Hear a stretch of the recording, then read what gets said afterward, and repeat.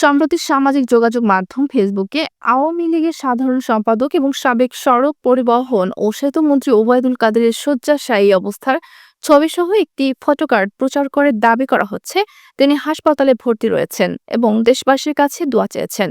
Remote স্ক্যানারের অনুসন্ধানে জানা যায় সাম্প্রতিক সময়ে ওবায়দুল কাদের হাসপাতালে ভর্তি হওয়ার তথ্যটি সত্য নয়, বরং ২০১৯ সালে তার অসুস্থতার ঘটনার সাথে সম্পৃক্ত পুরনো একটি ছবি ব্যবহার করে উক্ত দাবিটি প্রচার করা হচ্ছে।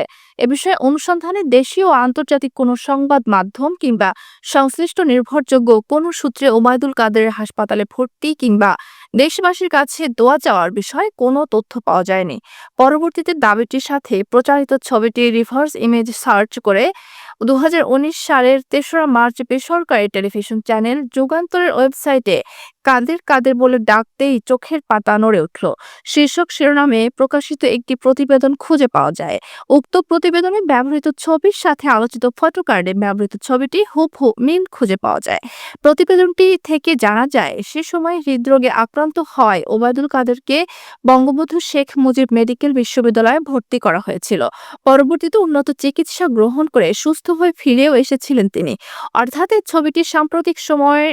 এছাড়া গত ৫ আগস্ট ছাত্র জনতার গণঅভ্যুত্থানের মুখে শেখ হাসিনা সরকার পতনের পর থেকে আওয়ামী লীগের সাধারণ সম্পাদক ওবায়দুল কাদেরের অবস্থান নিয়ে বিভিন্ন মহলে নানা গুঞ্জন চললেও তবে বর্তমানে তিনি কোথায় অবস্থান করছেন সে বিষয়ে নিশ্চিত কোনো তথ্য পাওয়া যায়নি।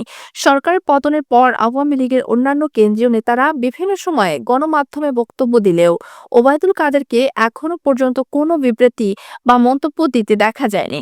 সুতরাং সাবেক সড়ক পরিবহন ও সেতু মন্ত্রী ওবায়দুল কাদের হাসপাতালে ভর্তির দাবিতে ইন্টারনেটে প্রচারিত তথ্যটি সম্পূর্ণ মিথ্যে।